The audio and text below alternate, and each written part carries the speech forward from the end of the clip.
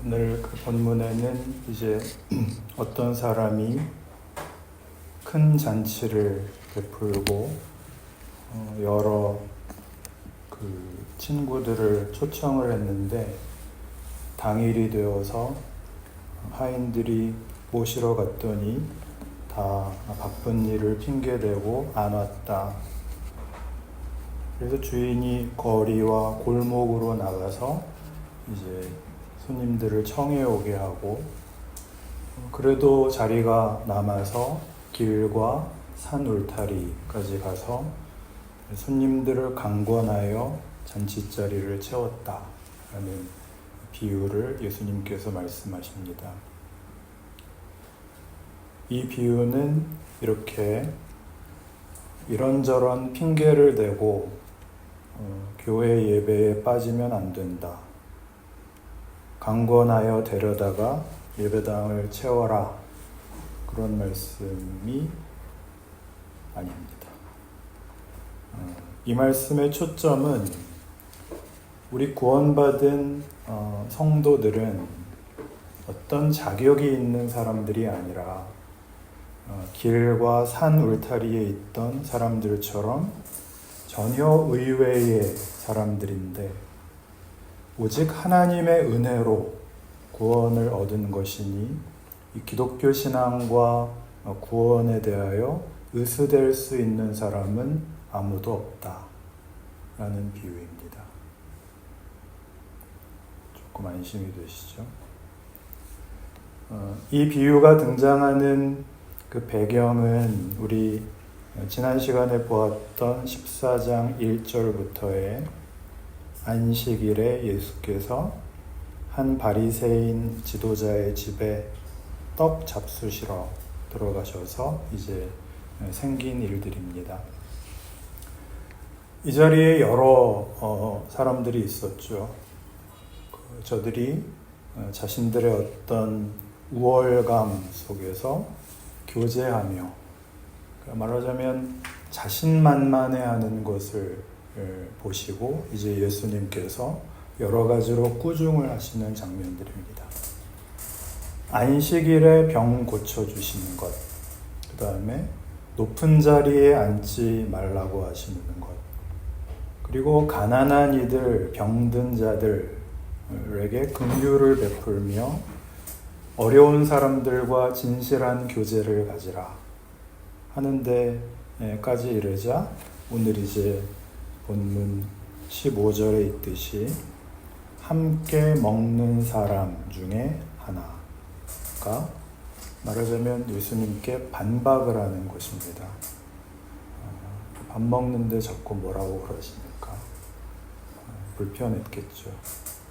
우리 옛말에도 밥 먹을 때는 안 건드린다, 그런 말도 있는데, 예수님께서 자꾸 뭐라고 그러시니까 이제 가장 분명한 것으로 자신들의 처지를 변명하고 예수님의 꾸중을 말하자면 반박하는 것입니다. 하나님의 나라에서 잔치를 베풀 때 우리는 어차피 거기에 있을 것 아닙니까? 우리에게 무슨 그렇게 부족함이 있고 잘못된 것이 있다고 자꾸 그러십니까?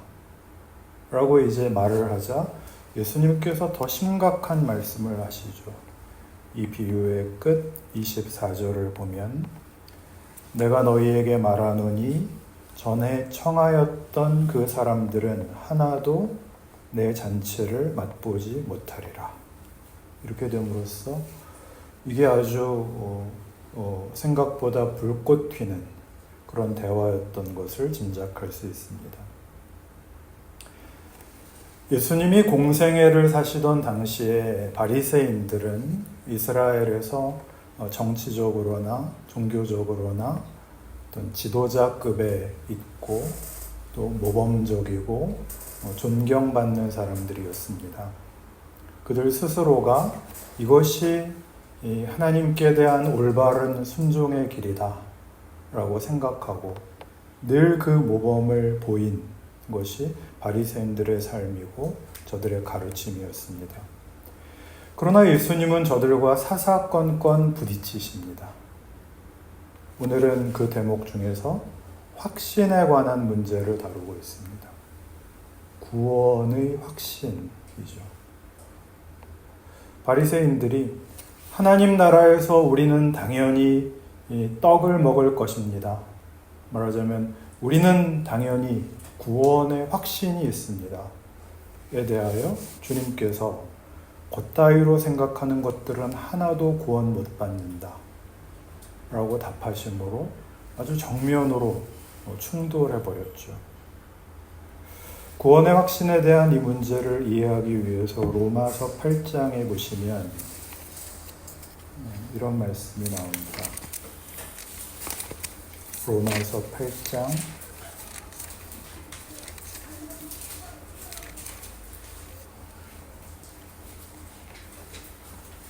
250페이지 로마서 8장 31절입니다.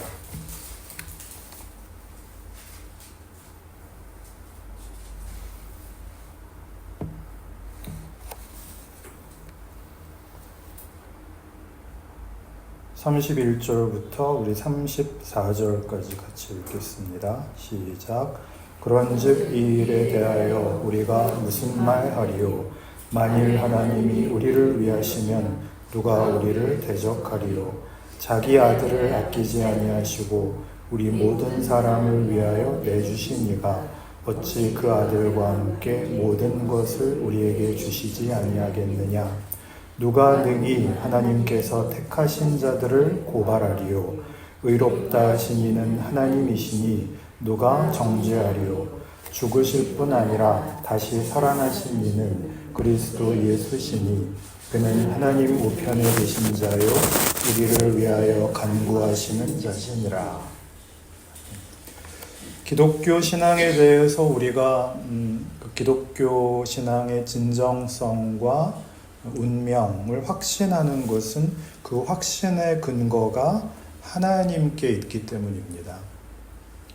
기독교 신앙의 주인이신 하나님이 무슨 우리를 이렇게 가르치시고 어느 수준을 요구하시고 하는 것보다 더 크게 마치 오늘 본문에 그 초대받을 자격이 있는 사람들이 아니라 거리와 골목, 길과 산울타리에 있던 의외의 사람들이 초청을 받는 것처럼 그분이 우리를 원하시고 우리를 위하시고 그 원하심과 위하심의 크기와 진정성이 예수 그리스도로 그 성육신과 십자가로 역사적으로 증명되었기 때문입니다.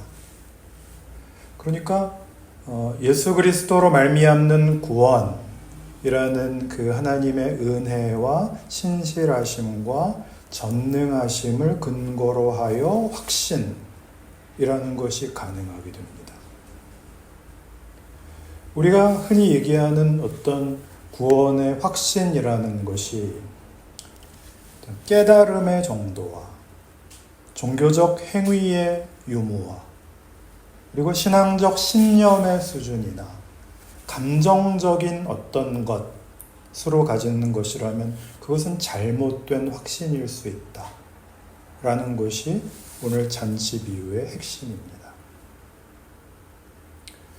예수님의 비유에 의하면 주인이 잔치를 베풀고 사람을 초대했는데 그들이 오지 않자 이 주인은 그럼 잔치 안에 이렇게 포기해버리지 않고 그 잔치를 원래의 목적대로 열어서 어떻게 해서든지 손님들을 대접하고야 말겠다라는 것입니다.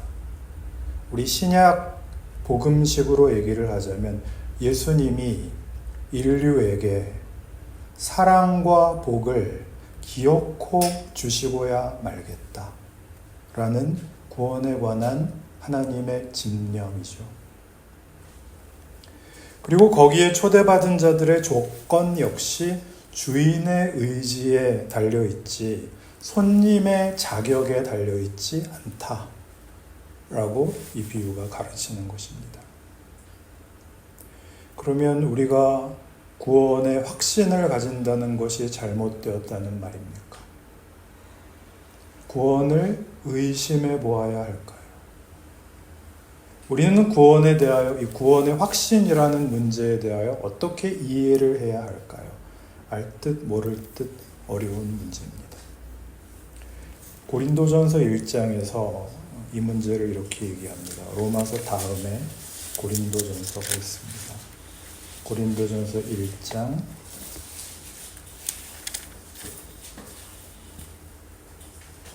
18절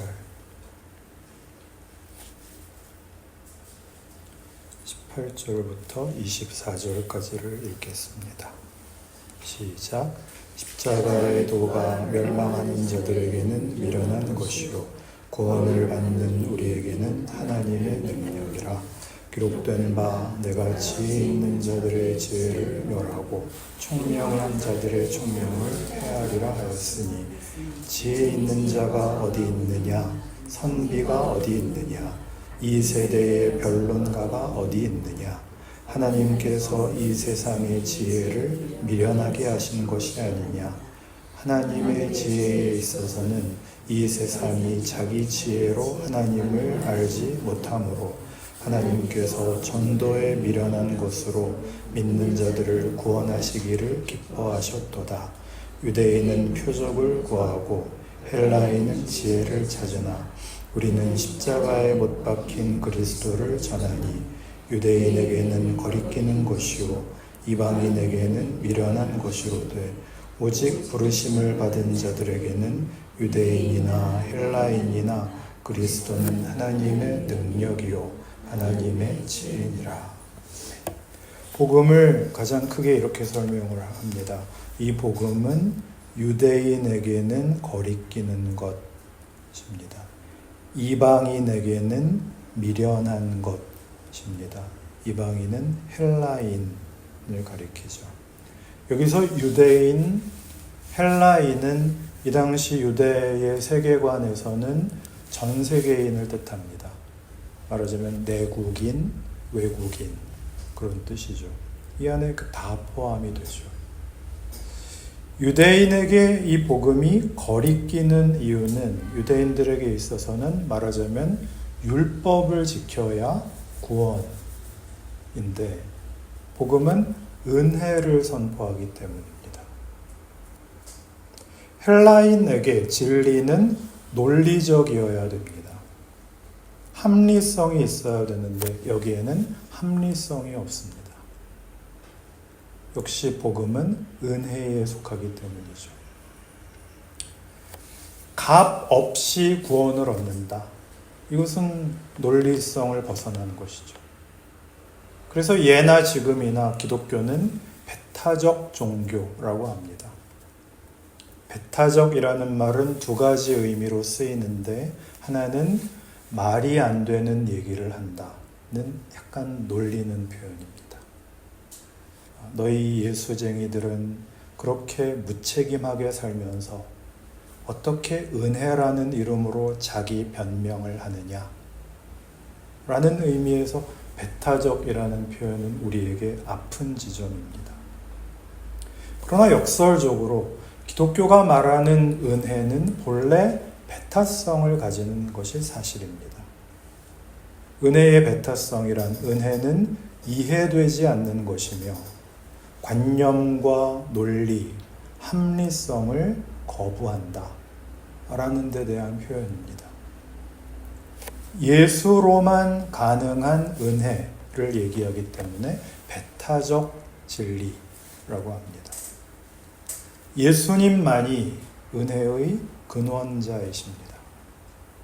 예수님만이 은혜의 샘이시며 구원의 근거이십니다. 우리는 그분만을 구세주로 믿습니다. 이 배타성을 이해하기가 쉽지 않습니다. 고린도전서 4장을 찾아보시겠습니다. 4장 1절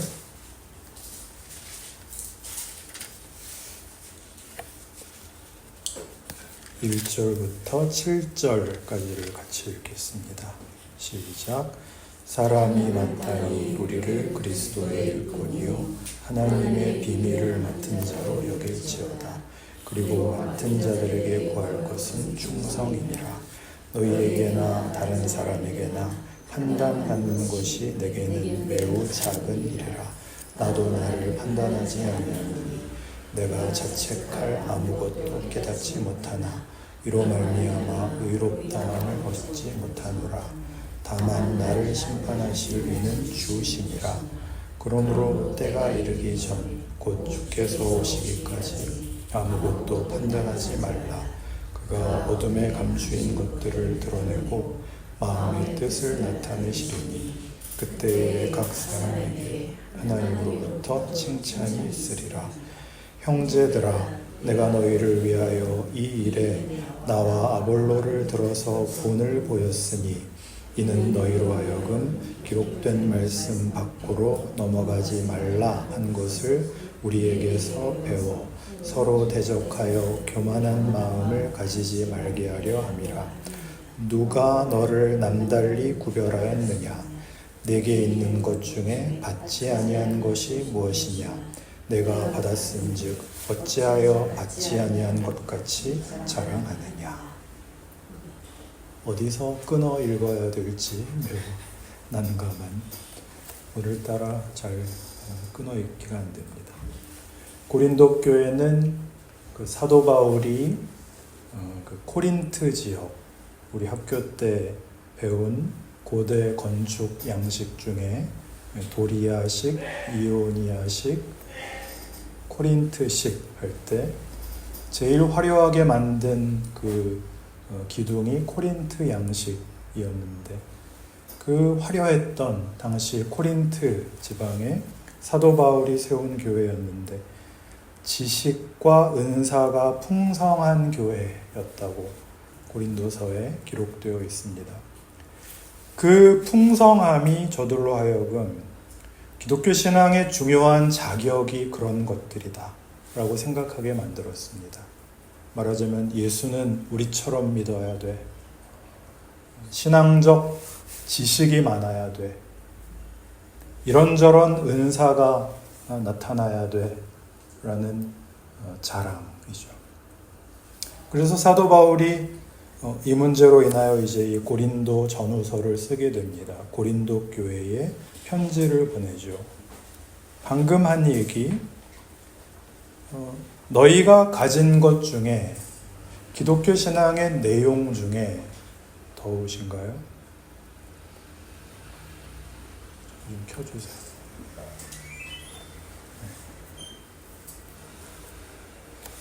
너희가 가진 것 중에, 기독교 신앙의 내용 중에 너희가 만든 것이 어디 있느냐, 그 얘기입니다. 너희가 은혜로 받은 것 아니냐. 7절을 보시면 내게 있는 것 중에 받지 아니한 것이 무엇이냐? 네가 받았은즉 어찌하여 받지 아니한 것 같이 자랑하느냐? 얘기죠. 조금만 조절해요.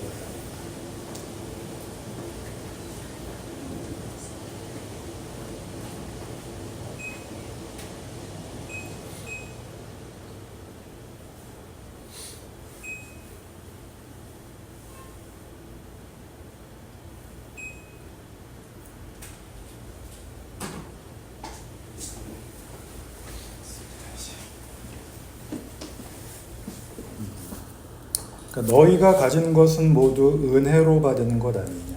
너희 신앙의 내용 중에 너희가 스스로 만든 것이 어디냐. 그런데 어찌하여 받지 아니한 것 같이, 스스로 만들어낸 것 같이 자랑하느냐가 여기에 들어있습니다. 그래서 앞에 읽은 대로 판단하지 말라가 등장을 하는데, 여기서 판단이라는 말은 분별을 하지 말라든가 지혜가 필요 없다는 말이 아니라 비판과 정죄를 삼가라, 그런 뜻입니다. 왜요? 우리 기독교 신앙의 분명함을 예수를 믿는다 그러잖아요. 예수를 믿는다는 말로 확인을 하고 있는 이유는 우리에게 구원을 베푸신 하나님이 그 아들을 십자가에 죽일 만큼 그의 구원을 은혜에 근거하여 베푸셨기 때문입니다. 그런데 이 은혜라는 말이 말하자면 매우 분명하면서도 매우 모호한 것입니다. 이 은혜가 예수로 증명되었다 라는 점에서 우리는 너무나 분명한 기독교 신앙의 근거를 가집니다.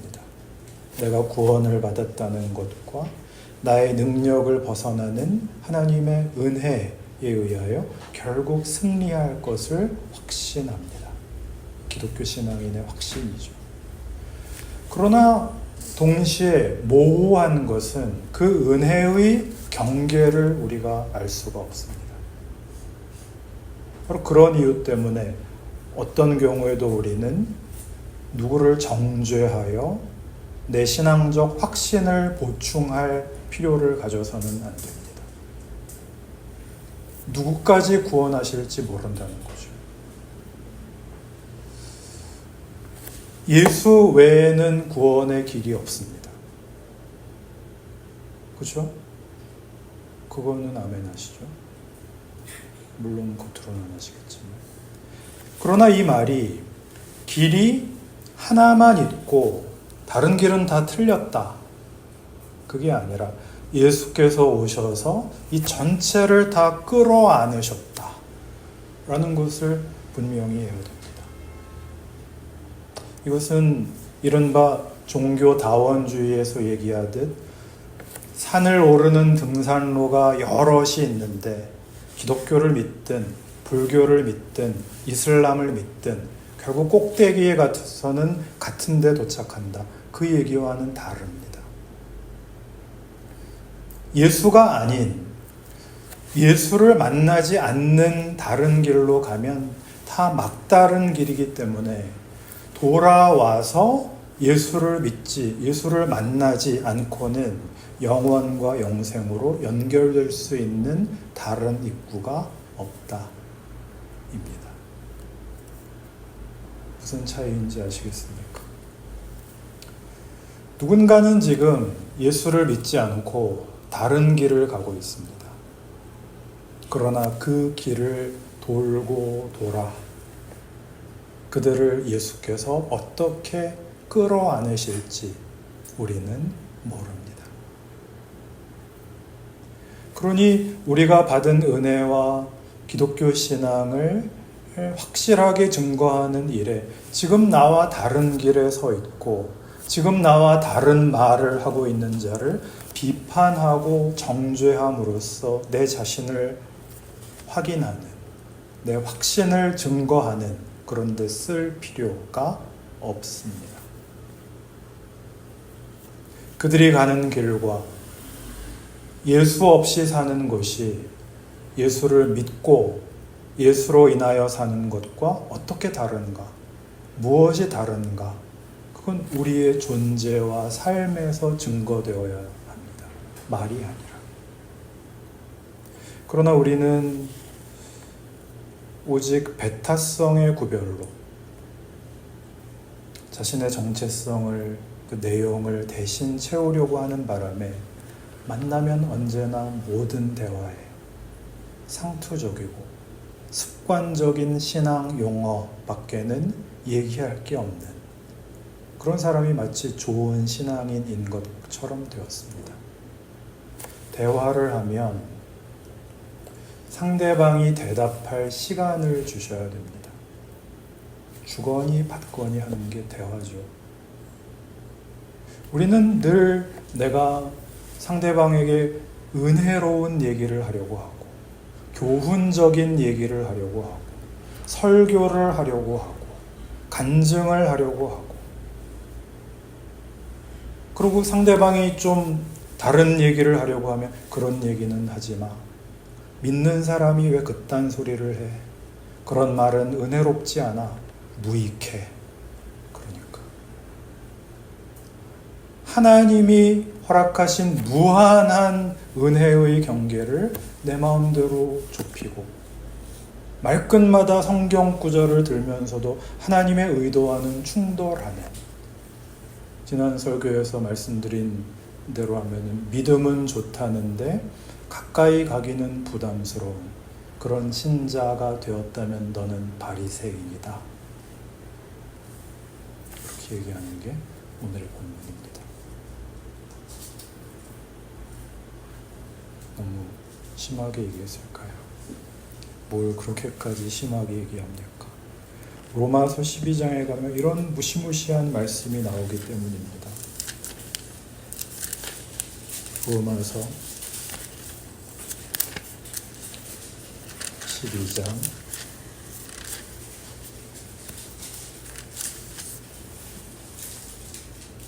14절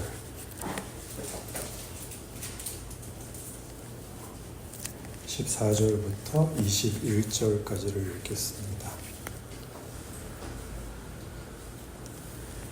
시작. 너희를 박해하는 자를 축복하라. 축복하고 저주하지 말라. 즐거워하는 자들과 함께 즐거워하고 우는 자들과 함께 울라. 서로 마음을 같이하며 높은 데 마음을 두지 말고 도리어 낮은 데 처하며 스스로 지혜 있는 체하지 말라. 아무에게도 악을 악으로 갚지 말고 모든 사람 앞에서 선한 일을 도모하라. 할 수 있거든 너희로서는 모든 사람과 더불어 화목하라.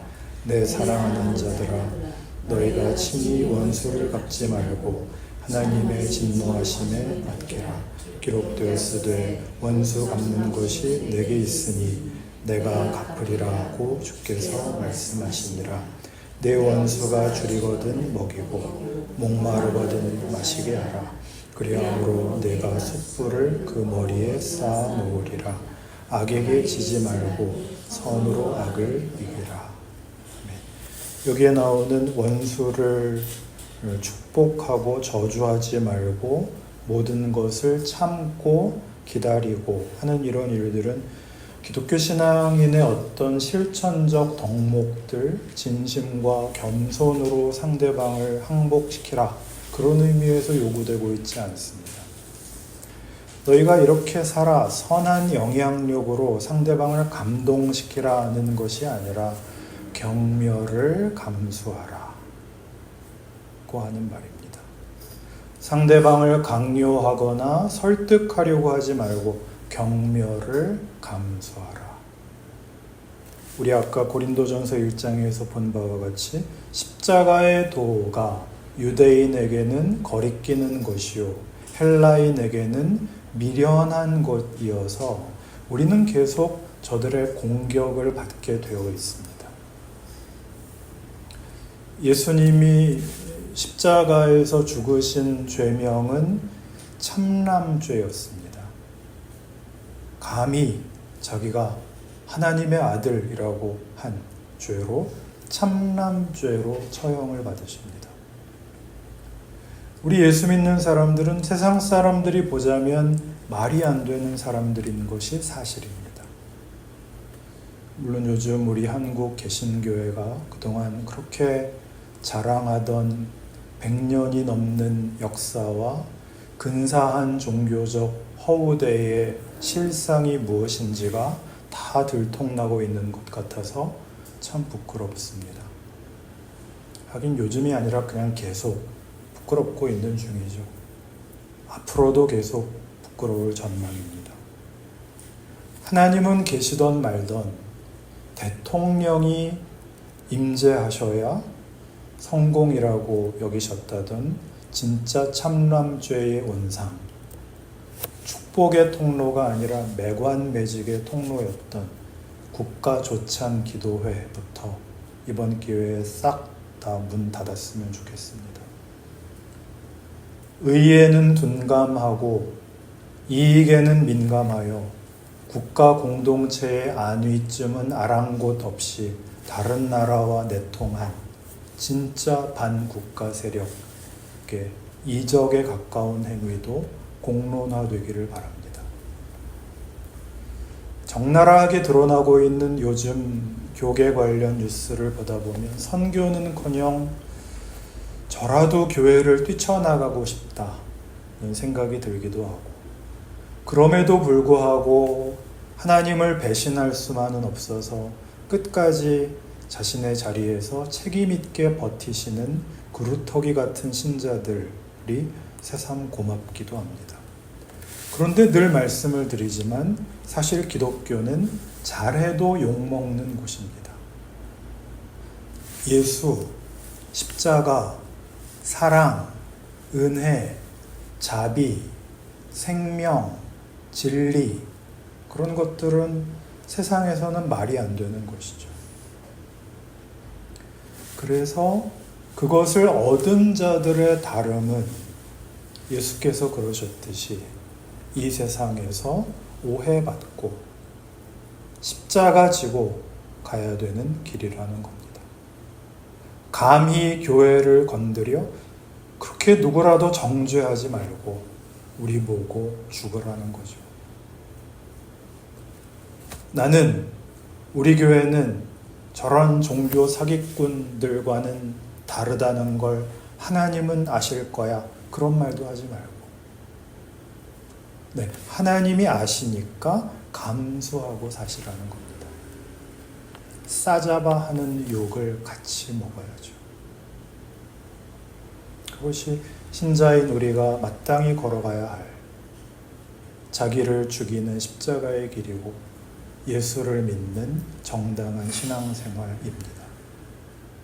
그러면 도대체 예수 믿는 게 무슨 의미가 있을까요? 좀 더 쉽게 예수 믿는 게 무슨 재미가 있으며 무슨 보람이 있을까요? 거기에 성경이 끊임없이 하는 얘기가 있죠. 십자가의 도가 멸망하는 자들에게는 미련한 것입니다. 구원을 얻는 우리에게는 하나님의 능력입니다. 예수가 살아 나를 가르쳐 무슨 성경 공부를 시켜주셔서 내가 된 게 아니라 예수가 죽으셔서 내가 생겼다는 걸 인정한다면 우리가 죽는 방식이 기독교 신앙의 정당한 방법이라는 것 역시 인정하실 수밖에 없습니다.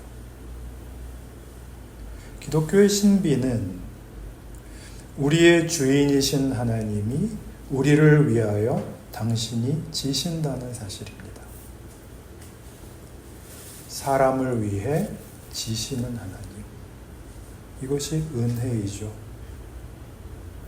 그걸 안다면 우리는 마땅히 지는 삶을 살아야 됩니다. 우리가 최선의 신앙생활을 함으로써 모범을 보임으로써 누군가를 납득시킨다. 그걸 더 지나서 죽어버려야만 되는, 아무것도 일어날 수 없는, 세상적 차원에서는 끝장인 자리까지 가면 부활 생명이 거기에서 싹 튼다는 것이죠. 그리고 이것은 세상과 이웃을 위해서 내가 희생한다, 그런 정도의 길이 아니라 우리 자신을 위하여 필요한 길이라는 걸 생각하셔야 됩니다.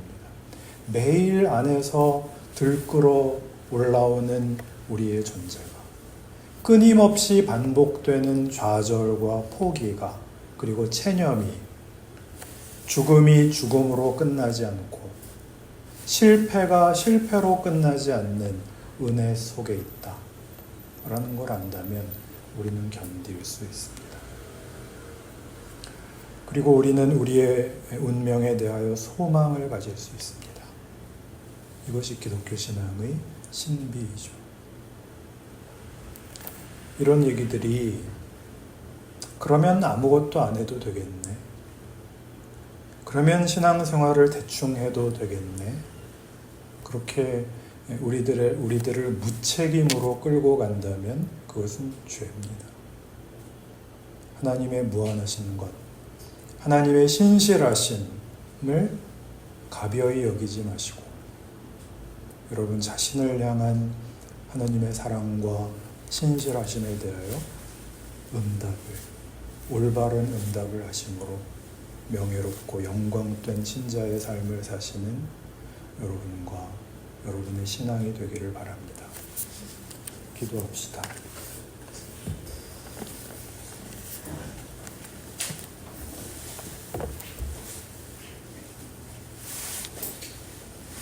하나님 아버지, 예수로 인하여 우리의 인생에 절망이 없다는 사실, 우리 자신과 우리가 사는 사회 앞에 하나님께서 우리를 통하여 일하신다 라는 사실에 대하여 감사합니다.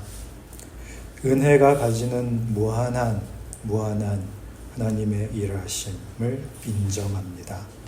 우리의 무지, 우리의 한계, 우리의 무력함, 게으름, 비열함에도 불구하고 신앙인으로 사는 일을 인하여 감사합니다.